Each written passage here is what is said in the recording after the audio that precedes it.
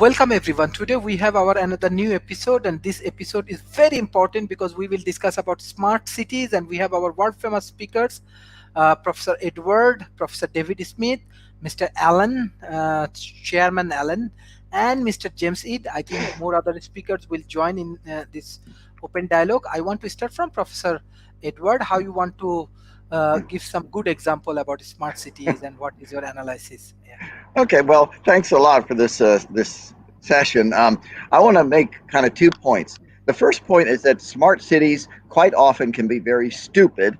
The second point is that smart cities, especially with the new technology, can be very smart. So, first, what to not do.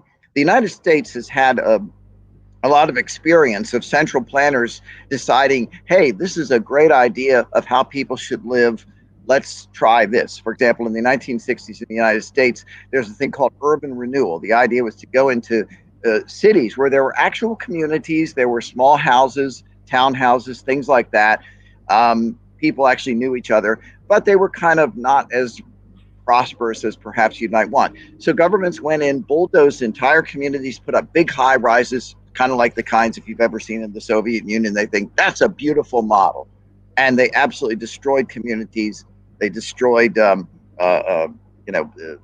families and so forth. They destroyed businesses. It was a mess. In fact, my grandfather, living in a small town near Washington, D.C., here where I'm at, actually kept urban renewal out. So our town did very well. The towns that got urban renewal were a mess. One of the second things, for example, after that was the idea that, well, what the model is going to be for people to live in the suburbs and then go into the cities to do their work. And so what we need to do is build rapid rail and going into the cities. Now, that sort of system worked in places like New York and Chicago, where you had essentially systems built up over many, many, many decades. But the problem is, when it was tried in urban areas like Washington, D.C., right here, it was very costly. It didn't eliminate traffic. And in fact, the systems were terrible to keep up. We've had in Washington, D.C. area for 5 years, our system has been in a complete mess. There have been fires. They're shut down. Half the system is shut down half the time because the maintenance costs are so high. So again, these smart central planners got it wrong again. Now, what you're seeing today is an interesting mix. We have a lot of so-called smart communities now where the model is we want to have a lot of townhouses, concentration, and we'll have some parks around so people will live kind of in very close to each other. And in my county where I'm living right now, right outside of Washington, D.C., part of the central planners want to do is eliminate what you see behind me. See what you see behind me? This is my backyard. Isn't it beautiful? Look at all the nice trees. This is called a single family house. And the planners in Montgomery County want to eliminate all single family houses in the future because they think their version of a smart city is really smart. Well, it's not. It's stupid because what's important is not smart cities. What is important is individuals choosing their lifestyle. It can be this lifestyle. It can be in townhouses. It can be in high rises. That's what's important. So I want to make the first point is that governments should not force people to live in ways that government planners think they should live.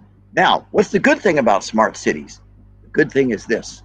For example, a lot of people do want to live in more concentrated areas where they can live, they can walk out to a little Starbucks or a market or something. A lot of people like that. And there are those kind of systems and smart setups are attracting people. In our area, we have a lot of those. But here's the point. With technology today, and especially with COVID, we're seeing more and more that people can live wherever they want and do work, have conferences, do whatever they want. For example, somebody in Malaysia can have a conference and a show every day with people from California and Washington, D.C. and all over the world, which we're doing right now, okay? It doesn't matter where I live. And that's my point, is that with technology today, we do have a lot of opportunities for experimentation. That's the point. I know some people who are experimenting, for example, with smart cities in Honduras and in other places where not only Are they looking at what might attract people to come and live there? But even creating their own little mini constitutions. And I think you're going to see more and more of that sort of thing as society becomes polarized but also globalized, is people saying, I choose this lifestyle. And so here's a community that works for me. And we now have the technology with communications and information. Transportation, there's an interesting developments in terms of transportation. Probably in the next 10 to 20 years, you're actually going to see some sort of flying cars or things like that, where if I live 10 miles out or 20 miles out from a city, I can get into the city very quickly and I don't have to use mass transportation. And this would be much more efficient to do it that way. Maybe Elon Musk's tube system will work. I don't know. But the idea is to allow experimentation. So if anyone is listening in Asia, and I know a lot of people are listening in Asia to World Talent Economic Forum, think of yourselves, think of your talent as being an entrepreneur and trying to determine what customers, what people will like, and then trying your inner city and your smart city plan that way.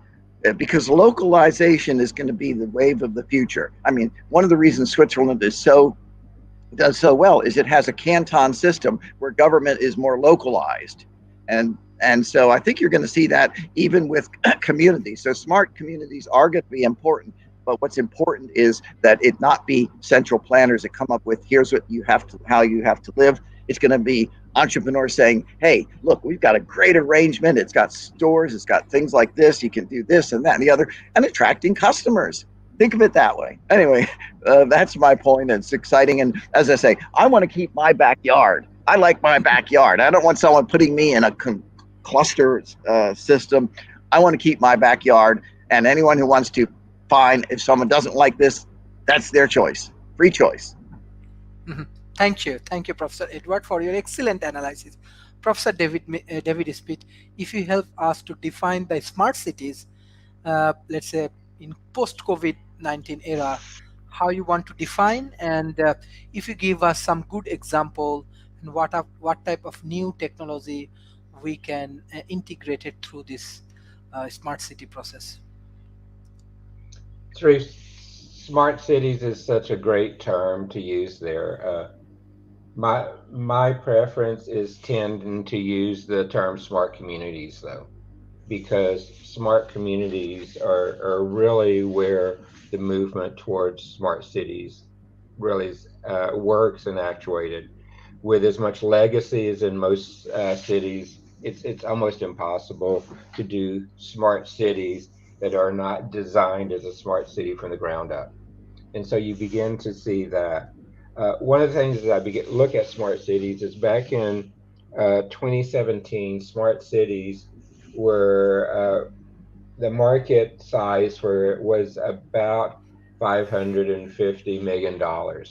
Today, the market size of smart cities is a little bit over 2 billion, and by 2027, they're saying it's going to be close to $2 trillion as a smart city size go.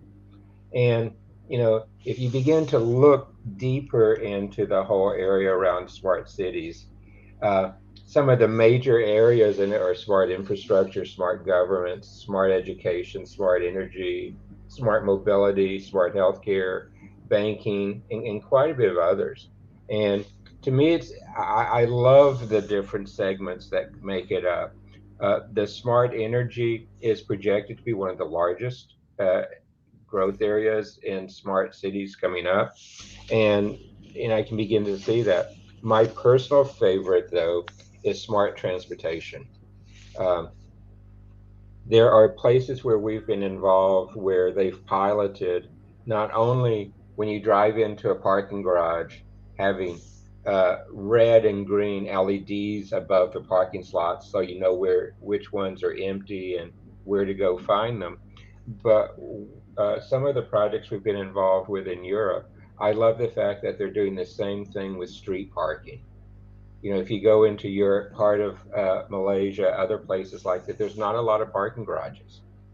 So as you go to places, you're confined to parking on the street, and there's just not a good way to do it. Well, this smart tech type of technology, the smart sensors, the AI is beginning to be applied there in the smart transportation, which I love that impact on it because it not only makes it more convenient for us, it increases the ability to lower pollution. It takes all of those other elements out of it because you're more efficient and productive going there.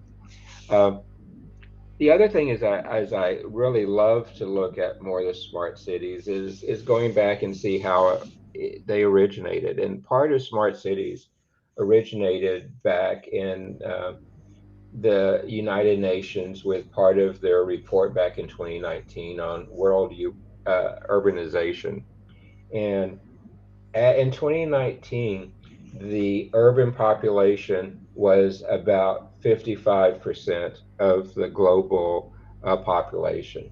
And that study back then said that by 2050, the urban population is going to be almost 70%. And so the ability to go from 55% in urban up to about 70% really means we have to do things smarter, more intelligent. We already know that we're living in an increasingly connected world with everything communicating with each other, everything becoming digital as we look at things. So the environment is right to go ahead and be able to apply these together in a way. Um, some of the other things that we see in smart cities is that the traffic congestion, the greenhouse gas emissions, and others are driving it. But that some of the other technology advancements in healthcare governance, really the way we can analyze things, should help us have a very robust compound annual growth rate during this forecast, during the period we're looking at with this, of over 20% annually as we really bring to market technologies such as the Internet of Things, hybrid cloud computing, increasing the public private partnerships as we push the forward. And we're seeing more and more initiatives, not just driven by the government, where up until now, most smart city initiatives were driven by the government. We're now seeing partnerships. We're now seeing commercial companies step in and being the principal driver of smart city initiatives.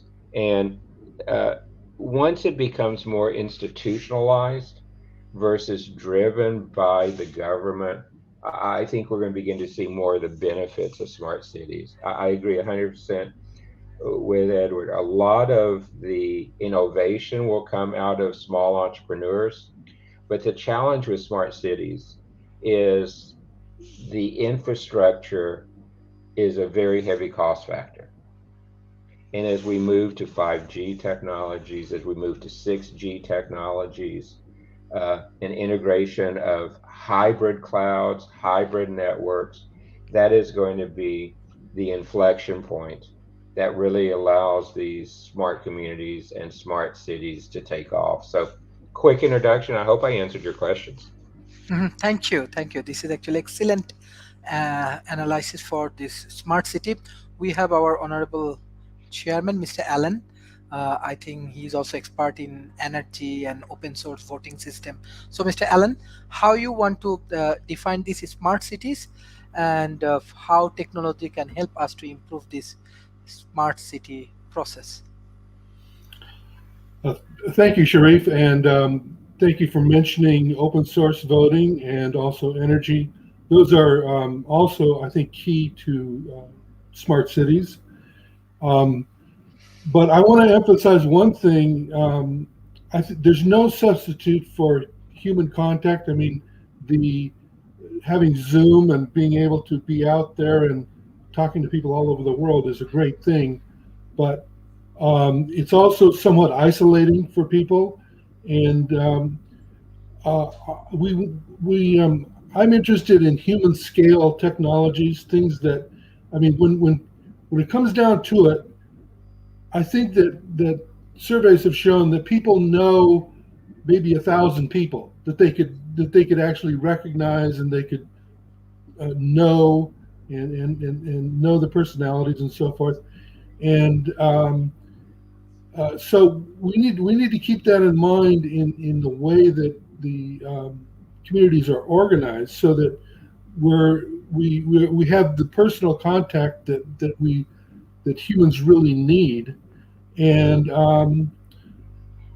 the other thing that I've spent a lot of time on in the last 20 years is voting technology, which is I think deplorable.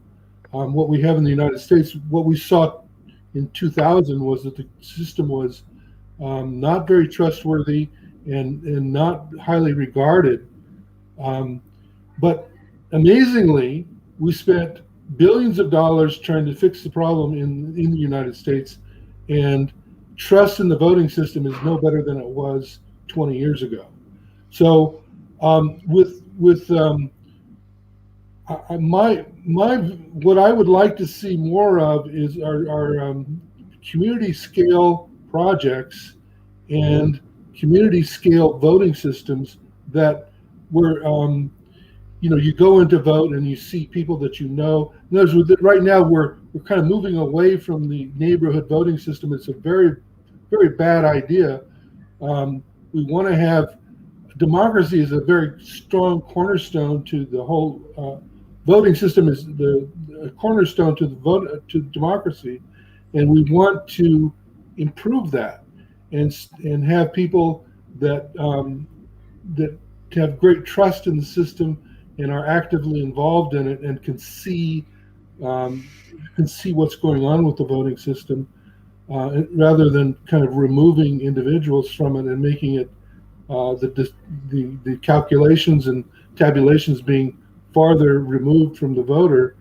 So I would like to see like precinct level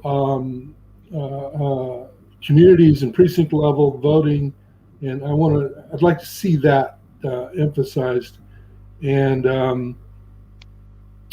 all open source, of course. That's as far as the city being smarter, community being smart. Open source is a key to that, in that we want to bring the expertise or the interest level of everybody to be involved in whatever the problem is, whatever issues are involved. People have to know what the issues are. That the where you have decisions made behind closed doors, that's not conducive to a healthy democracy. So those are some key things that I think about. And also energy is going to we are going to go to a renewable energy economy. That's written in stone. There is no way around that, and it's going to happen faster than most people think. In California, we have mandated 2045 as the point at which we're going to have a renewable energy grid.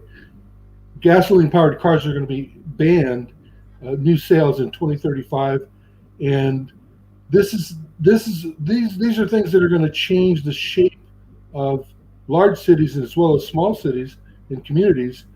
And we need to see where we're going with this, and I think it's all good news. It's all very, very good news.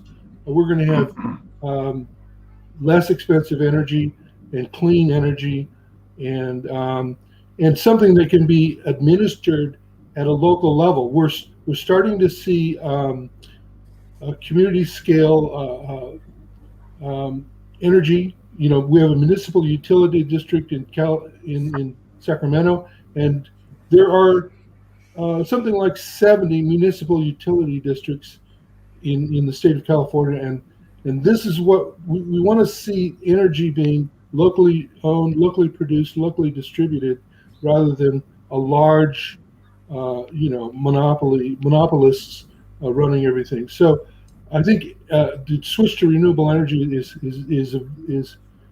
a wonderful thing for smart communities, but we have to pay attention to how this is being integrated.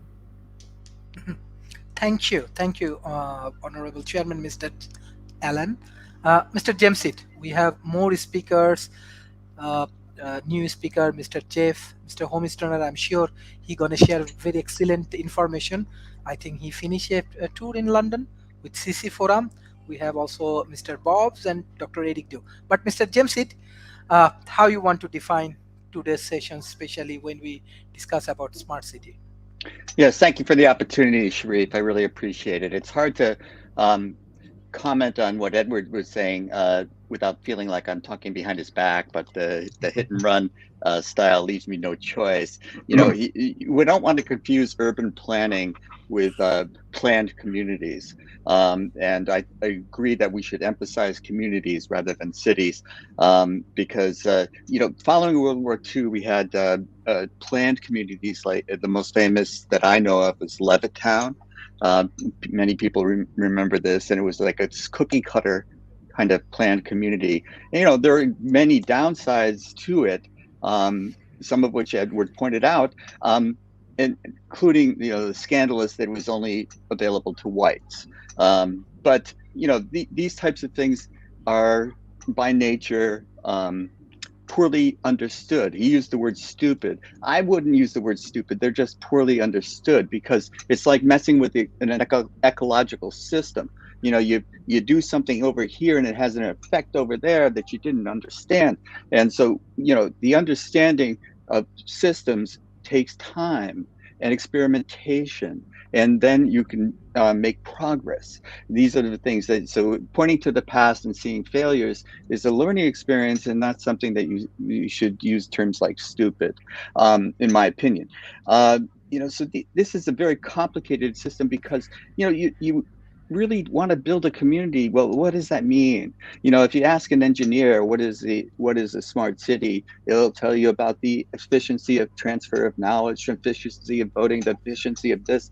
And if you talk to someone who's a social worker, they'll have the different type of take on it, and you won't get universal agreement on what is the ideal smart community.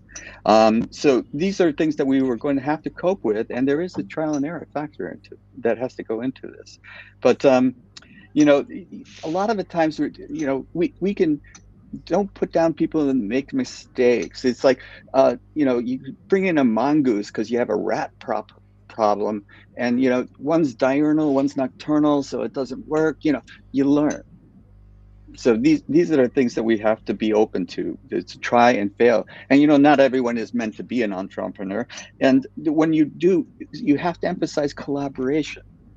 If even the best of entrepreneurs, you know, in a system that is based on competition rather than collaboration, we're going to run into problems. And you're going to get people who will dominate, and people who have a perfect smart city. You know, you got to collaborate, because this is trial and error. This is involving a lot of complex issues. And you got to have to take the system of systems approach to steal David's thunder once again, because these things do in open source and the community voting. I really like what I've heard about this kind of thing. It's like, you know, I used to be able to walk in and sign for my voter before I voted, and meet my neighbors. You know, and that's difficult now. But, you know, we need balance when we think about these things. We have to balance competition. We have to balance collaboration. We have to balance cooperation. These are the 3 C's that are out of balance so often. So how do we make these smart communities balanced communities so that all share in the shared resources and the joy that we hope to envision?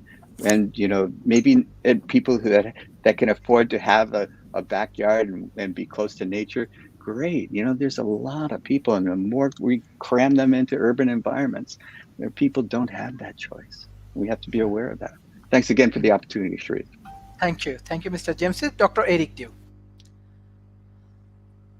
Thank you very much for inviting me. I love what James had mentioned about the trial and error in developing cities and municipalities. It's that people should really realize that the modern city that we have is literally just about 80 years old. prior to 80 years ago, World War II, most places around the world, most places even in the United States, was not electrified. We had rudimentary sewer systems. We had rudimentary, gas, if there is at all, systems. Most places were people were still cooking with firewood in the United States. I know homes here in San Francisco that has stoves that you can see that you can stick firewood into. Okay, they don't use it anymore, but that is still a possibility. So the vision that, for example, that Edward had about the backyard and all those other stuff, that has been how humans lived for thousands of years, right? Because they planted a home right in the middle of the forest or whatever it is, and that's how it is, and that's the common and that's the expected thing, and but there's no planning in that. It's sort of organic when it was done. People put it there. They put it near a river. They put it near a creek or whatever it is, and then it kind of grew in whatever sense it did in an organic kind of a way, and in a way that worked. But you hit a certain limitation at some end eventually, and when you introduce new items into the mix, like automobiles, like public transportation, like electricity, all these other things. Once you start adding all these things into it, then it becomes complicated. Then it becomes a problem. And then you see that, hey, you like to have your home out in the woods, but that extra mile of wiring, that cable to send, put the electricity or Wi-Fi or whatever it is out there, is costing us, hundreds of thousands of dollars, and you're not paying for it. Okay, so that's the problem with what Edward was talking about. He loves to be able to live in a nice wooded area, but he ain't paying for a lot of it, and a lot of that is subsidized for him. Whereas the people who are living in more densely areas in the urban parts, they're not being subsidized for that. Okay, so those are the things that are happening. So, but before I can continue on, I want to talk about what does it mean to be smart. Okay, if you're asking for a smart city, what does it mean to be smart? What are you being smart about? Okay, and ideally, what we want to imagine is that we want things to be done with economy of scale, right? We want things to be done in economy of scale. We don't want to have every building, every home, every person to have all the things have to be done individually to him. We would like to be able to have things shared when it's possibly shared. For example, cabling, right? Your electrical cables, your electricities. We want roads to be shared. We don't want everybody to have their own road. That makes absolutely no sense. But in a way, if you live out in the woods, you actually have your own road, okay? That you don't pave, that you don't maintain, that you expect the government to do to maintain, and you don't pay for it. That's the problem, right? But we want to have shared things when things are shareable, like a common sewer system, so that we don't have a single pipe that goes from your toilet to, I don't know, your own water purification plant. That makes absolutely no sense, right? So we want to have a common water purification system, and we want to have everybody's pipes to kind of like merge together and then go flowing into one thing at one place. Things like that are sensible and smart, right? I think that does sound like smart, right? We want our transportations to go fluidly, right? We don't want to have gridlock. We don't want to have cars getting in what we call the box, right, in the intersection. In New York City is an example. I think they actually passed laws that prevents it from happening. I'm not sure if people care about whether the law exists or not, but we want to have a way so that you can actually get from midtown to uptown or midtown to downtown within 2 hours by car. That would be sensible. And one way to do that is to provide alternative routes. That means subway, buses, bicycles. If you provide people with alternative means of transportation, some of them will take those, and then they will eschew using a car, and that helps everyone.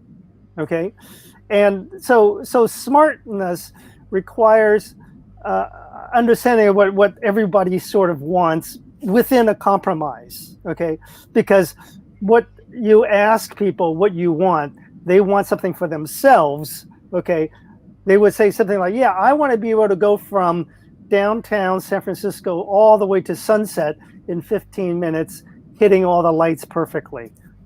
That's great. But in order to do that, hundreds and thousands of other people have to suffer by being hit with the red light for them. And so it helps me, benefits me, but it hurts, hundreds of people, thousands of people. I don't think that's what we want to consider. So we want to have some sort of a compromise to be able to have this happen. And part of the problem when you sort of have these compromise and all that is that some people figure out, I can agree to this compromise, and then I'll get around this by doing something or another. And for example, we all compromise by accepting traffic laws, right? Speed limits and stop signs and red lights and all these other stuff.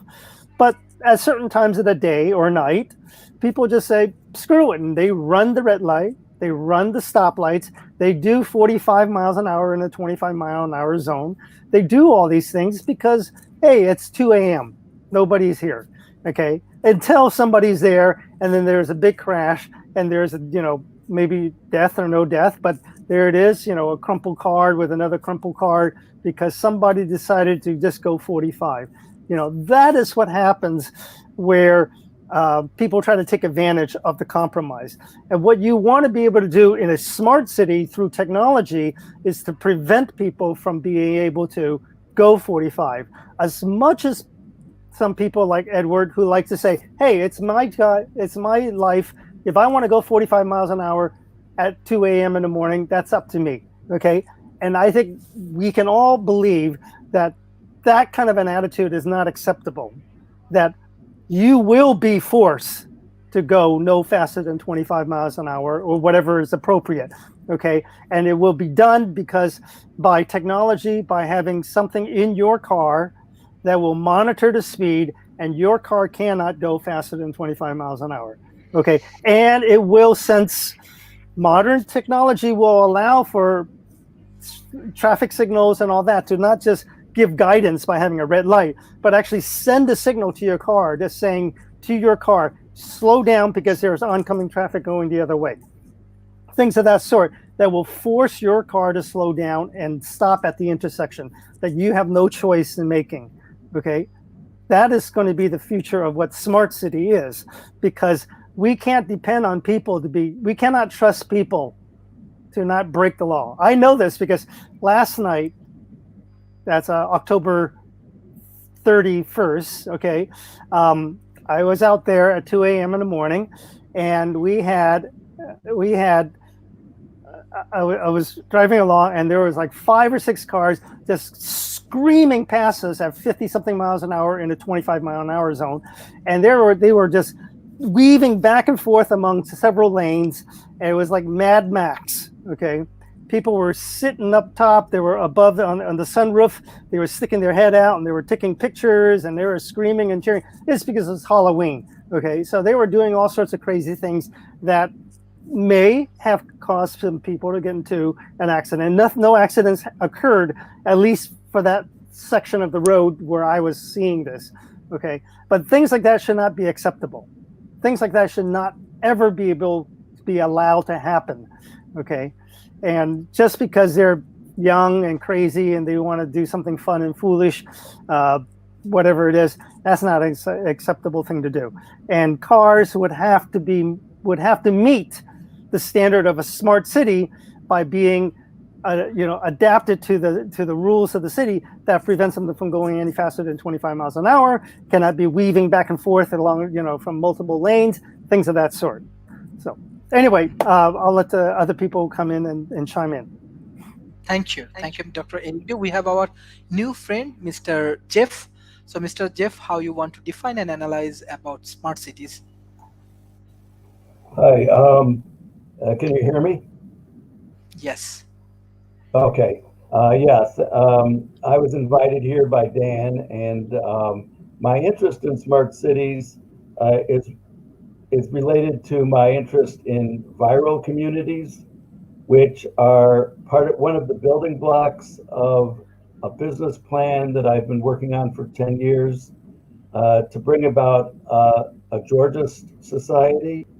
Uh, not with a single tax on land, but the collection and distribution of ground rents um, on land that's purchased into the commons or a commons trust with a currency that's backed by land in the commons trust. So what we do is we have a currency like Bitcoin or something, but instead of being backed by some algorithm, it's actually backed by land that's purchased into the commons. So if someone wants to sell their land into the commons, we create the currency to purchase that land, and then the ground rents from that land uh, are distributed to everybody. Although it's a rather complex plan that lasts about 40 years to get from where we are today to where there's a basic income to everybody. It's a business plan, and viral communities are one of the stages in that business plan. And a viral community is where we convert surplus labor into land value, uh, such that the workers who create that land value at the end of a period of time, like 20 years, sell that land into the commons and receive the reward for their labor. So while they work for subsistence and greatly increase the land value by supporting businesses and residents who get the benefit of their labor and also their city services at a very cheap price, they ultimately profit at the end when that land is sold into the commons. So this is what I call phase one of the plan to bring about a fear. So it's these viral communities will be based on a lot of smart community concepts. It's sort of run by what I call the aficionados, and they're the workers who create the land value. And so I'm mostly here just to listen and get some of the ideas of people on the panel. So thank you very Thank much you. for letting me speak. Thank you, Mr. Jeff. We have our Pacific Rim Business Council Honorable Chairman, Mr. Holmes Turner. I think he finished a tour in London. Now you are in London and or USA, and I No, think one of the largest. I've arrived home yesterday. Okay, that's great. So we are discussing about smart city. I know you are managing some smart city projects. So how you want to analyze and give some of the practical example and experience with for our audience. Well, being a futurist myself and looking at and being in the housing business for the last 15 years, uh, building communities for targeted groups, I have a lot of experience in the community building process. Uh, Not so much in cities, but in communities. Uh, this is a process. It's going to take a lot of, let's just say, a mental um, discipline for the average person to realize that they're going to have to uh, morph, if you will, into these communities that are going to be more efficient. As our resources decline and are declining rapidly, and as the prices for building materials are climbing at an unprecedented rate, and as our populations in emerging countries are exploding, while in the developing countries are flattening out and aging, all of these contributing factors have something to do with how we build these communities.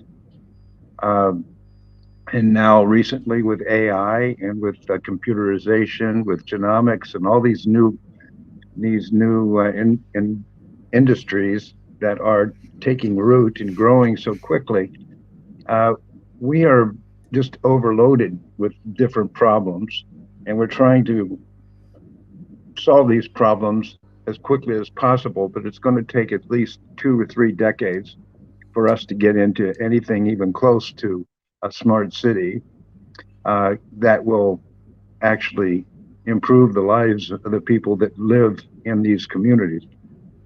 Uh, there are 4 stages that we live under in our particular application. First of all, is just basic structure, basic living units. And how do we put these things together where there'll be uh, enough room between people where they don't uh, hear each other breathe, and yet downsize so that the living quarters can be safe, affordable, and even portable in most cases. Second level will be protection, security, which is going to take uh, a precedence in the future because as people compress and their populations increase, and there is a division between the haves and the have-nots, there'll be a lot of social turmoil. So security will be the second level. Food safety and clean water obviously are a root element. Uh, there are literally thousands of different technologies around the world and people who think that they have the best solutions. Those all have to be analyzed and prioritized. Then we get into communication, where we have become dependent on these mobile appliances and computers. Uh, we can't live without them. Even our cars. Our cars are talking to our houses. Our houses are talking to our appliances. Everything is wired up and without uh, computerization, Wi-Fi, and uh, computer without the ability to communicate back and forth electronically, we are just completely paralyzed. So it's like an onion skin. It's just one skin over another skin over another skin.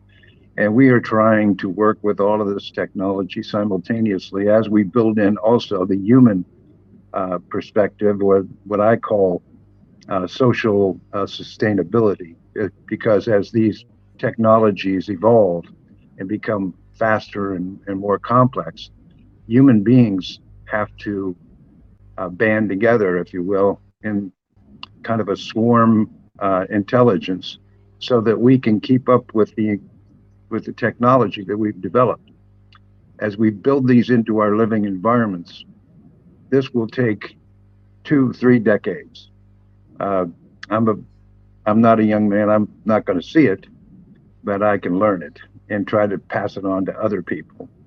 And I sincerely hope that with all the efforts of intelligent people like that you have here in this environment today, if we can put people like all of us together and work in concert with each other, we'll come up with a conclusion that'll make a better life for the people that are behind us.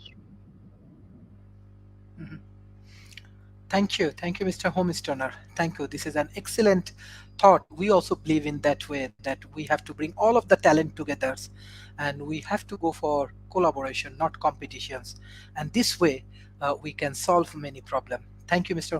Homestoner, for your valuable advice. Mr. Bob, uh, you are Okay. also a yes.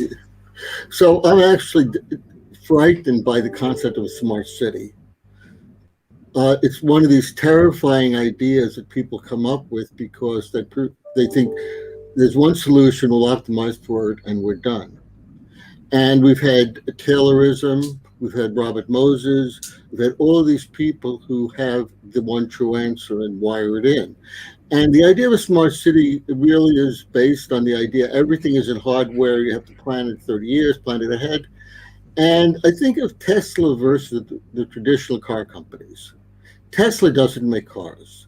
It makes software that happens to be on a platform that can become a car. And the story of Levittown is very telling here because Levittown is not really a planned community. Well, I mean, the racist stuff, but put that aside for the moment.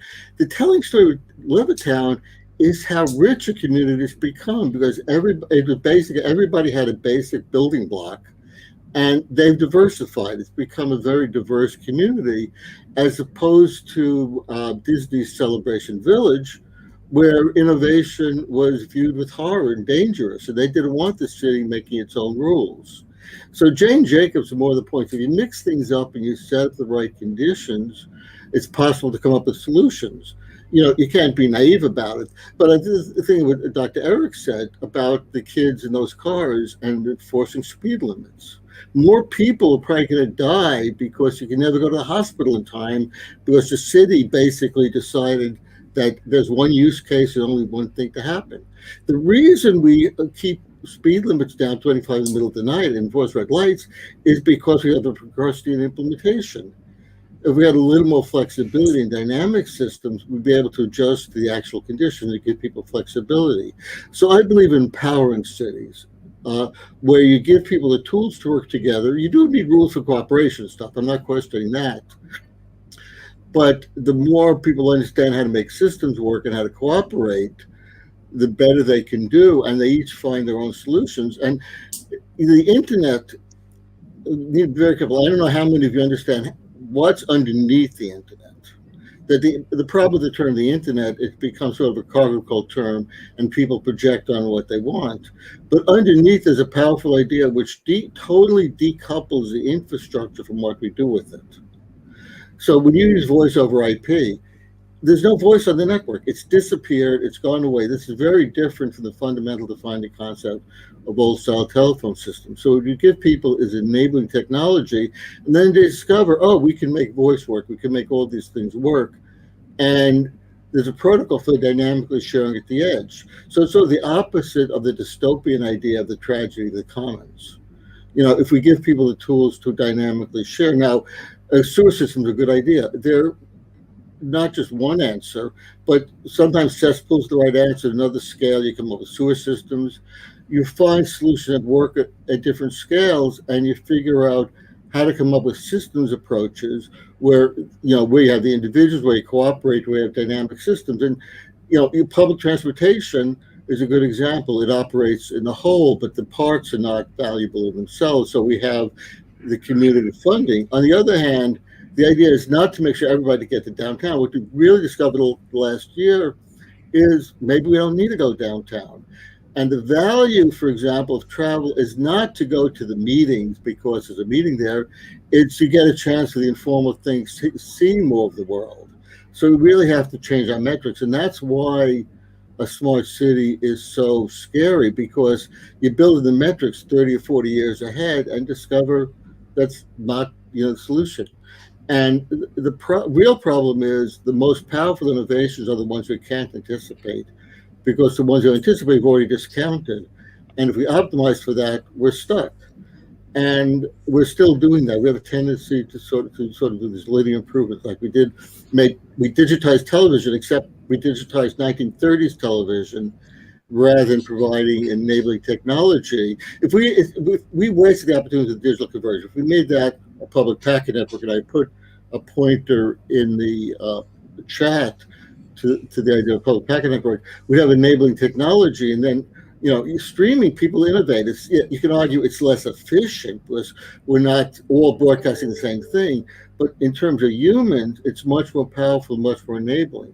So the question is, how do we understand how to create enabling technologies and understand these modern ideas? What you really need to understand is why the internet works underneath, why it's possible to have an unmanaged packet network, which only hints. It's sort of, we're at the first prototype implementation, but why we could do things like voice conversations and other things over this common infrastructure without building any of the knowledge in. And so how do we apply that to hardware? How do we take the type of approach, agile approach Tesla's taken, and apply it to a physical infrastructure? And really, that's really where Jane Jacobs gave an example. So I'll close by commenting that I was very satisfied to see Toronto kick out Sidewalk, Google's procrastinated implementation of the smart city, because that was Jane Jacobs' favorite city.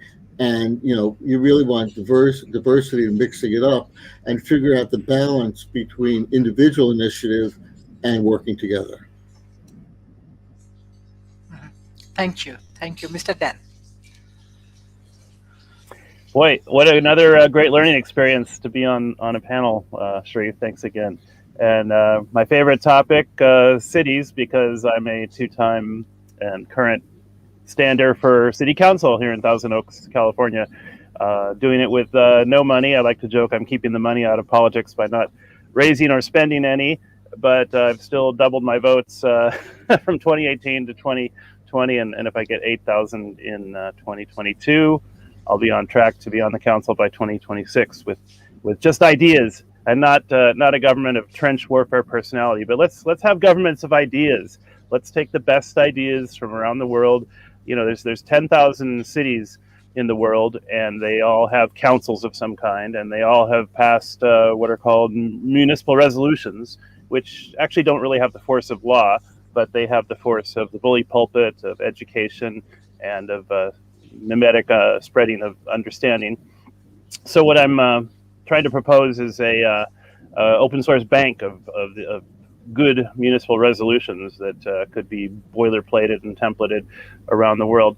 Now, more than that, what I think we also need is an upgrade of human rights law. We have a human-centric version of human rights that was passed in 1948 by a majority of the world's countries, the Universal Declaration of Human Rights. I'd like to see on the 100th anniversary a Universal Declaration of Humane Rights, where we realize that we're stakeholders in the biosphere and that we are the guardians of a very, very fragile and threatened spaceship Earth. It's now turned into lifeboat Earth, unfortunately. So as they're talking about in Glasgow, we seem to have maybe broken the climate system with introducing so much unbalanced gas mixes into it, although the propaganda machines are still at work. The same people that told you cigarettes were great for your T-zone are trying to tell you that global warming is nothing to worry about, and let's just keep subsidizing fossil fuels, which, as Elon Musk said, is the biggest uncontrolled experiment ever conducted in human history.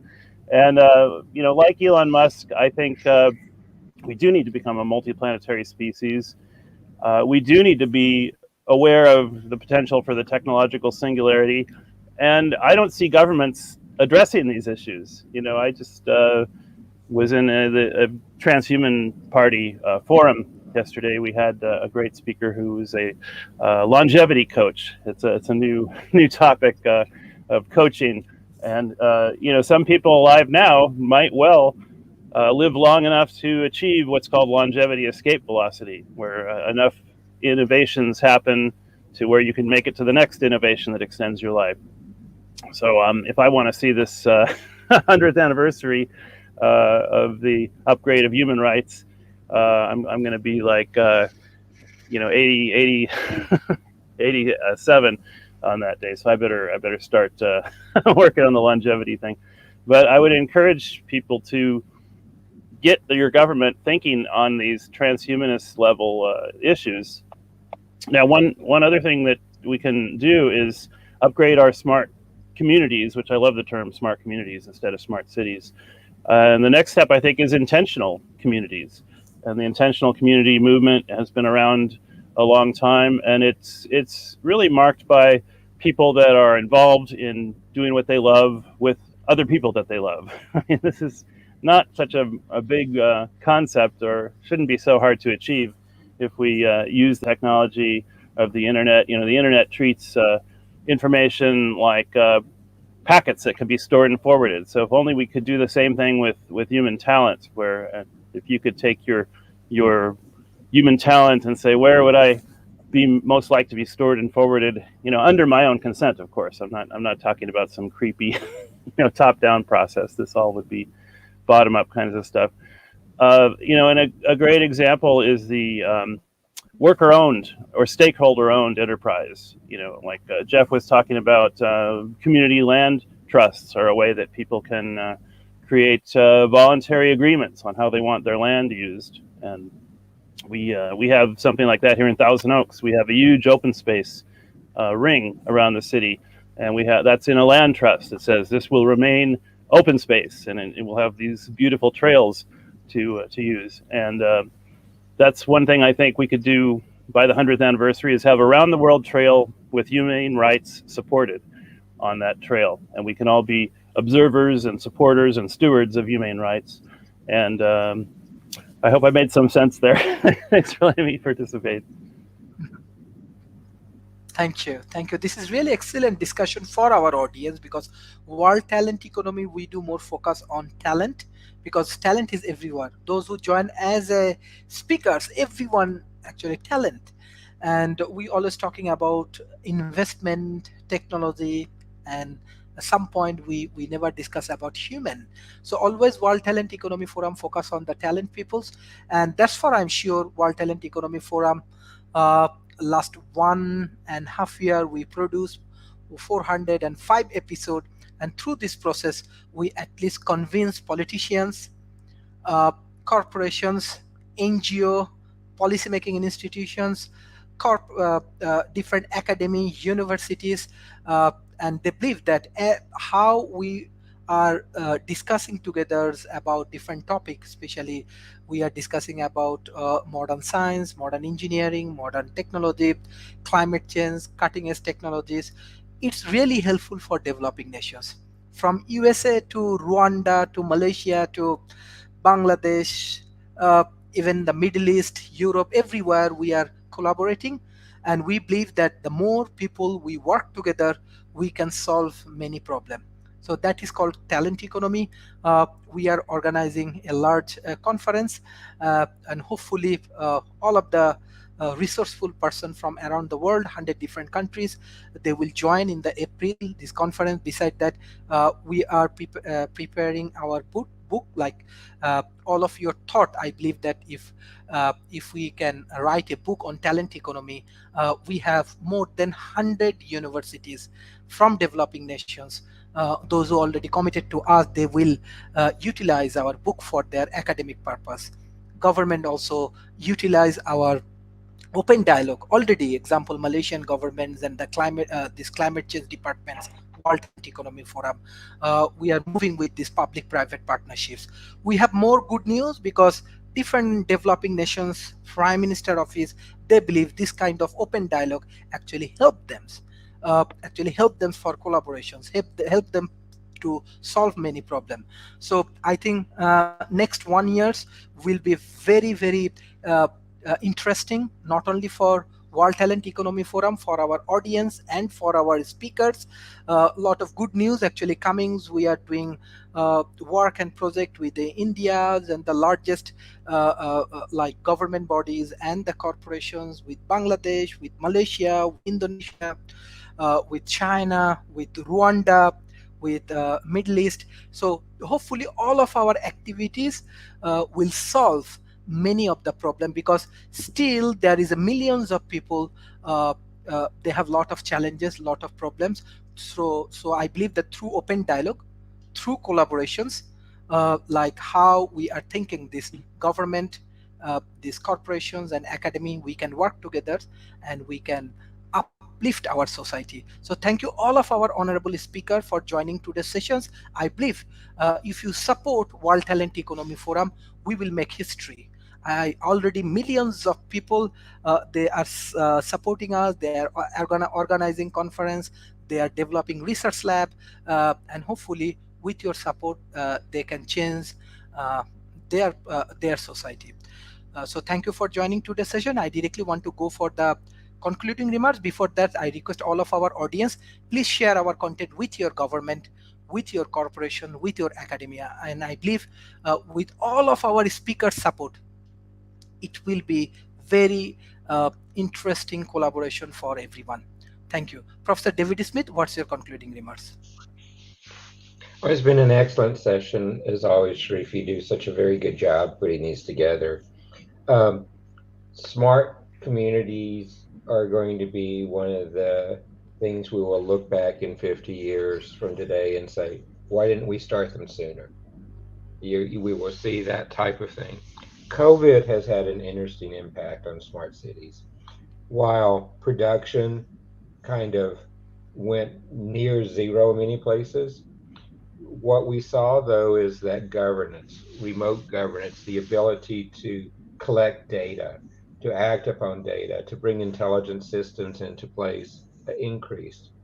Uh, COVID actually was an accelerator on us beginning to take sensors through Internet of Things and actually other ways and begin to place them much broader, not just in our communities, but even in the products and things that we deal with on a given day. Um, I now depend on my watch to help me tell me not only how many steps I took during the day, but it's actually beginning to give me my O2 levels and things without me having to go to an external medical device unless I see a need for it.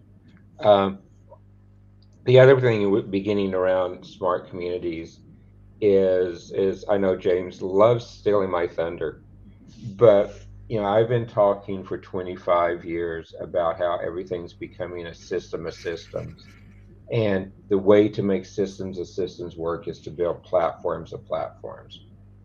And smart communities are the epitome of beginning to apply a systems of systems hierarchy built upon platform of platforms to let smart cities truly be smart, to let us begin to take it in all the various categories from the products to governance, and even education has a very important part in smart communities because you have to update the skills, you have to update the citizens, and you particularly have to update the politicians into what is important during smart communities, smart cities. Challenges, yes, there's challenges. Cybersecurity. Cybersecurity is not getting better. In many ways, cybersecurity is getting worse as we begin to do this. Privacy, I often tell people that we gave up the privacy when we quit bartering and went to currency. But smart cities and smart communities are going to be pushing the privacy window even harder because for them to operate at optimum efficiency, you have to give up some of your privacy to be able to do that. Autonomous vehicles are another place that will take advantage of smart cities. But even with autonomous vehicles, your privacy kind of goes out the window because of its interconnectedness. Everyone's going to know where you're going and when you're going there and can really set up a great profile for you and be able to do those things. So I think we need to take our learned societies and begin to work more around not the concept of smart cities, but the unattended consequences of smart cities. I know one of the groups I'm a fellow in, Society Design and Process Engineering Sciences, we've had some great debates around this. I know with Bob and some of the things within IEEE and some of the folks I've been meeting and speaking at in IEEE, this is a concern because as you look, the systems of systems really is the key to making this work. And we have to begin to understand the nuances, both the intended consequences as well as the unintended consequences, to really deliver the promise of what we can do with smart cities. So, Sharif, thank you so very, very much. Thank you. Thank you. Honorable Chairman, Mr. Allen. Thank you, Sharif. One thing that we didn't talk about, and it's not necessarily. I think it is still central to the concept of localized government, but it's we still live in a very militarized system. The military-industrial complex has a huge impact on the shape of our cities, states, countries, and the getting to where we want to go with smart communities is an evolutionary process. But one of the things we're going to have to do is demilitarize our whole the world. And right now, for example, is the getting to where we want to go with smart communities or is an evolutionary process, but one of the things we're going to have to do is demilitarize our whole the world. And right now, for example, is the getting to where we want to go with smart communities or is an evolutionary process, but one of the things we're going to have to do is demilitarize our whole the world. And right now, for example, the United States is looking at upgrading our nuclear capability or modernizing it. Nuclear weapons, they get stale, especially thermonuclear weapons. They have to be renewed, and the administration is talking about $2 trillion over the next few years devoted to this, and we're sucking.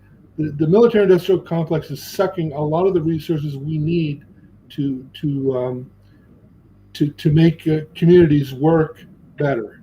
So at the same time we're talking about these things on a community level, we need to keep an eye on the things that are the big obstacles we have, and one of the main ones is the military-industrial complex. We didn't quite heed Eisenhower's warning in 1961. He warned of the influence that the military-industrial complex would be capable of, and it's an unfathomable mistake at this point, and we need to undo that, and that's going to be a process. So that's something to think about as much as anything about the shape of communities. Thank you. Thank you, Mr. Allen. Mr. Jamsid, what's your concluding remarks? Thank you, Sharif. It's a wonderful panel. I've learned a lot. I've already been writing a lot of stuff down. There's a couple of things that I want to hit. I really believe in having metrics, and our metrics may change over time. But I think that when we talk about these types of things, and I think we really should replace smart cities with smart communities. I really want to stress that point. But we have to focus not only on developing our metrics, but also our assumptions. For example, I hear a lot of people talking about a wonderful economist, Milton Friedman, and don't challenge his reasoning ability. His reasoning ability is wonderful, but I tell them, yeah, that's great. That's about 50 years behind the times. A challenge is assumptions. And these are the types of things that lead to tax cuts pay for themselves, and other things that we see in practice just don't work.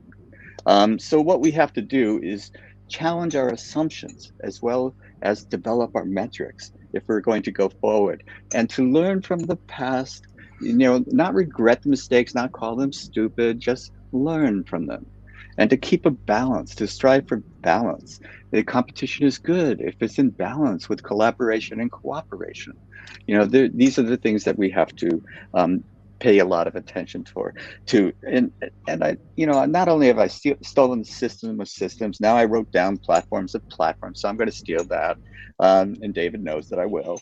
But these types of things we're talking about, you get depressed. As Holmes, was talking, I was thinking, where's my antidepressant? I have to get another overdose today, because it's going to take time.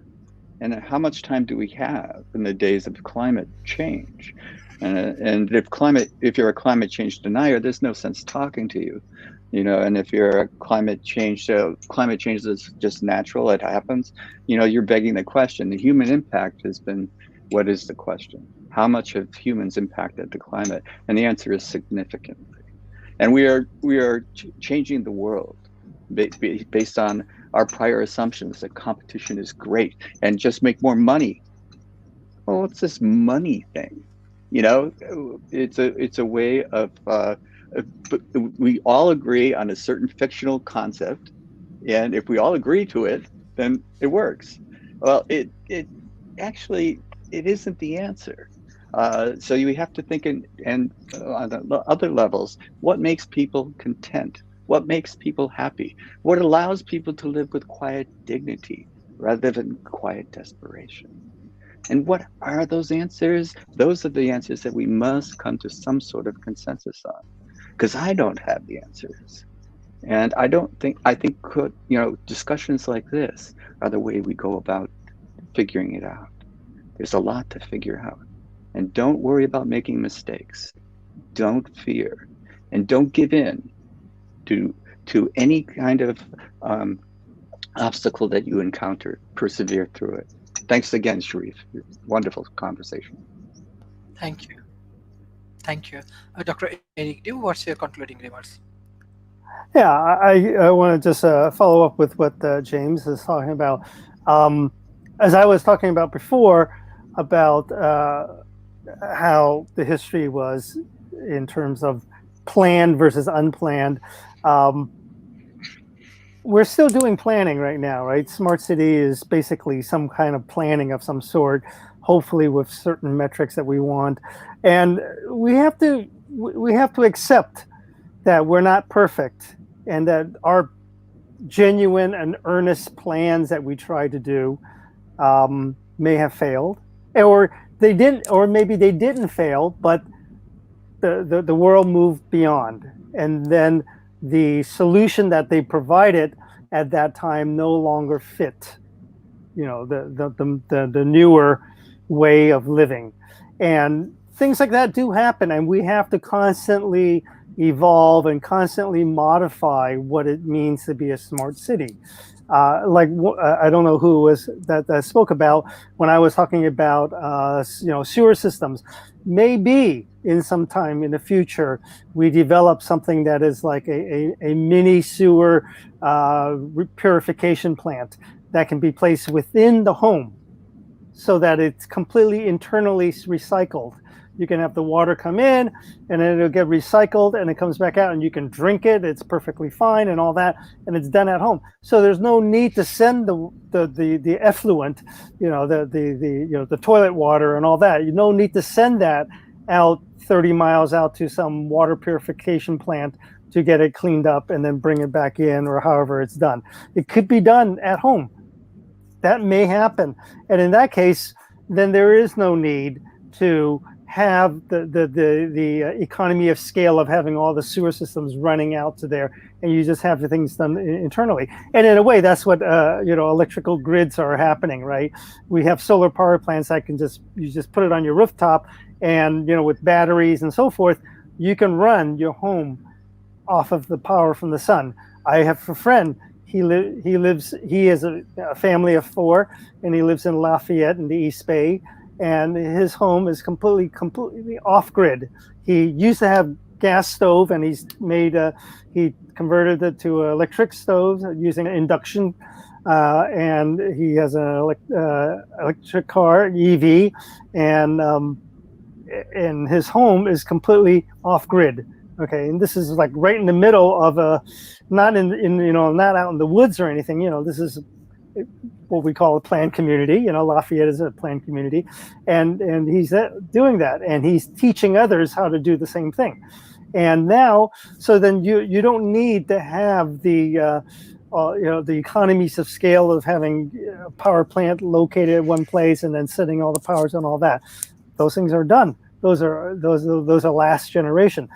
Things like that will happen, and you need to be able to adapt to these new technologies when it comes. And what's needed is to have the government, the politicians, to be flexible and open-minded, to be able to see that and go like, yeah, that is a better idea. Let's go for that. Rather than say, no, this is what we wrote. We wrote this law. We wrote the zoning regulation, blah, blah, blah. Let's stick to that. Things change, right? I mean, I know, for example, here in my neighborhood in San Francisco, retail is basically dead, okay? Because I don't buy things other than grocery. I don't have to buy clothing and things like that. I don't buy those things at a store anymore, because why? I can buy something online for 1/10 of the cost, literally 1/10 of the cost, and have it shipped to me, in about 2 weeks or so forth. I can wait 2 weeks because, having a pair of shoes 2 weeks later is not, a death knell, So I can buy a pair of shoes for $15 or something like that, that if I have to go to a store here in the city would be like $75 or something. Okay. And so shoe stores are gone, and that's the way it's going to be. But we have politicians here who says, hey, we still need to have our 40% retails in our neighborhood.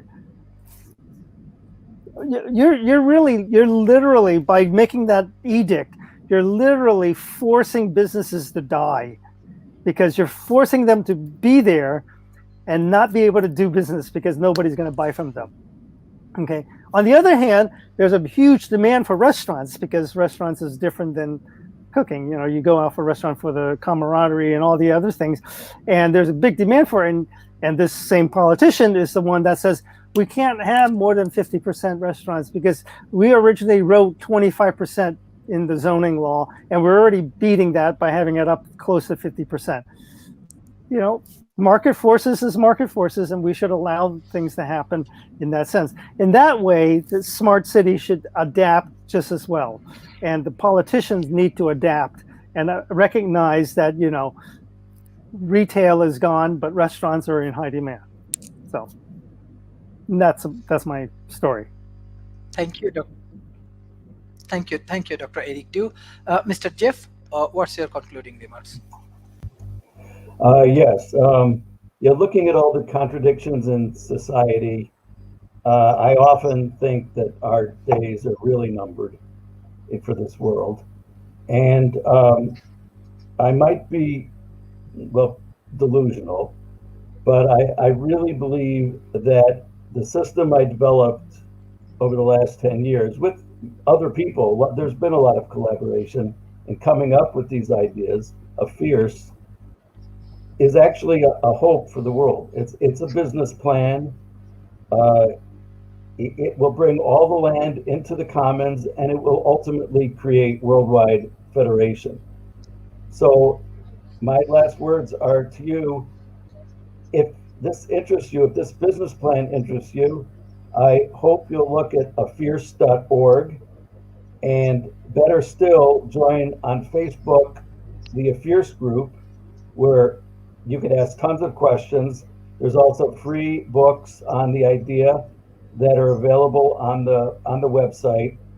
And feel free on the Fierce group. You can say whatever you please. This is not you could argue. I hope you do argue with these concepts, because I believe it is the answer, and we got to, and it must be argued against.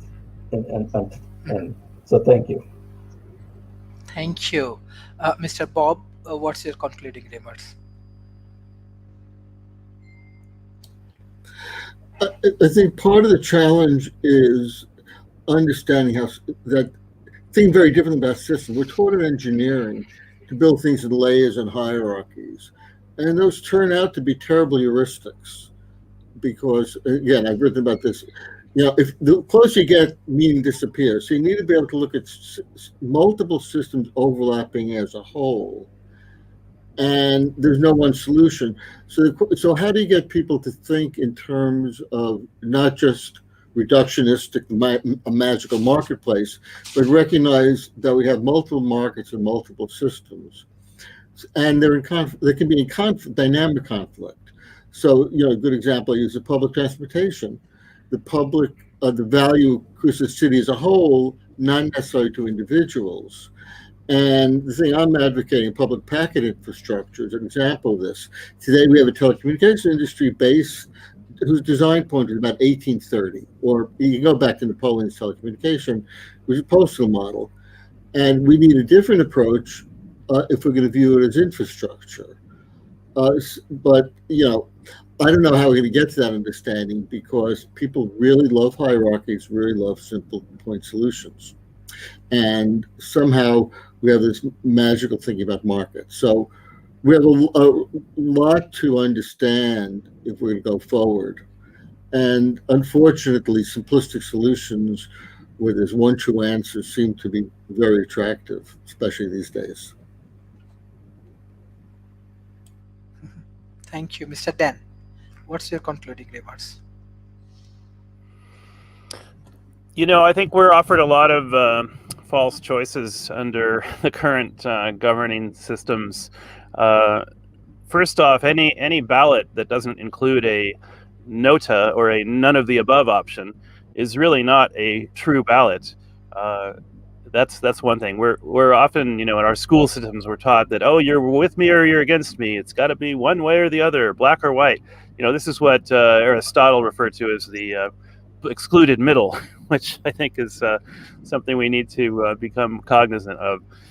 And right now in the world system, we're basically offered, 1/3 of the world is under autocratic, tyrannical kinds of regimes. Someone once said China is a capitalist country that thinks it's communist, and Ireland is a communist country that thinks it's capitalist. But under the Chinese system, you got multinational corporations that are heavily regulated by an even smaller corporation called the PRC, the People's Republic of China Communist Party.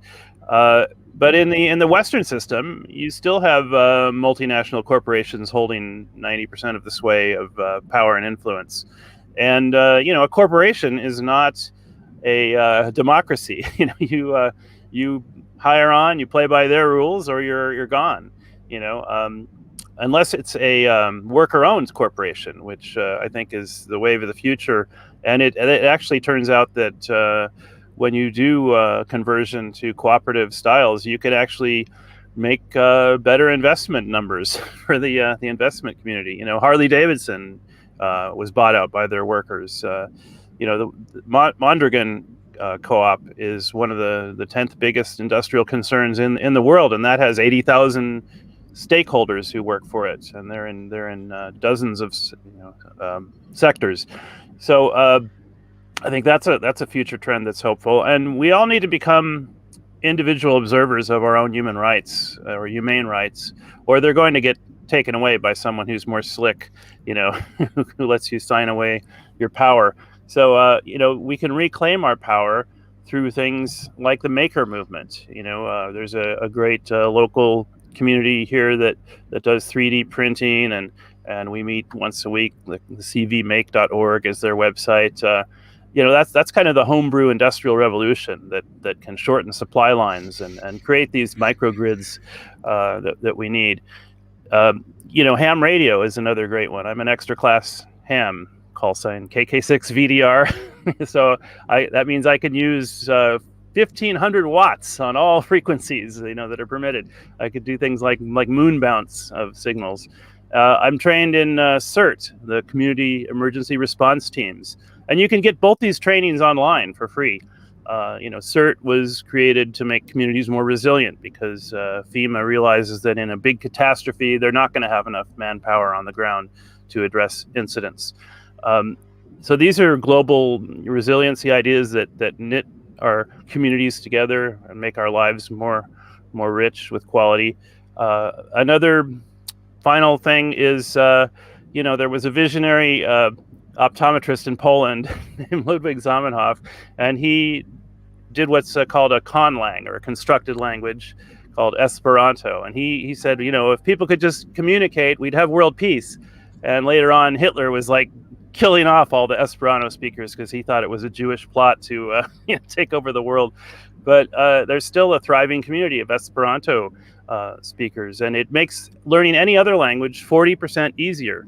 And it also makes translating any document to another language very accurate, because if you have someone bilingual in Esperanto and you use that as the intermediate reference step when you translate, you get these great translations that don't happen when you go from one language to another. So let's take responsibility for our own earthships and for each other. And I'm so glad that we're talking about this subject, and bless you all, and thanks again. Thank you, Mr. Den. Thank you all of our speakers for joining today's session. I want to share some good news, because soon I told you that we are collaborating with few governments body, and we provide them training. The speakers from our speakers panel, those who are interested, our topic will be, I'm just sharing the topic, regional social market economy and COVID-19.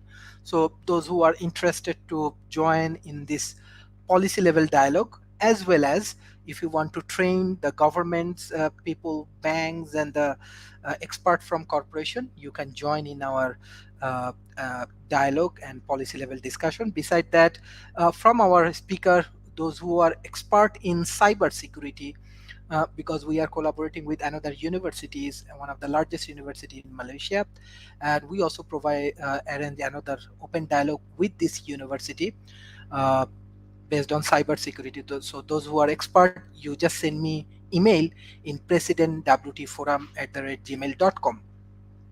uh, Another thing that World Talent Economy Forum, we want to publish our book, and we want to give opportunity all of our speakers, even from audience, those who want to write article based on your expertise, because talent economy is a very broad topic, and uh, maybe someone expert in open voting system, someone expert in cyber security, someone expert in even chess, someone expert in policy or software development. So you can write. We want to develop this book, and already we are collaborating 105 universities, and they will utilize our book. And beside that, we are organizing summit and conference from our speakers and from our audience, those who interested to collaborate with World Talent Economy Forum.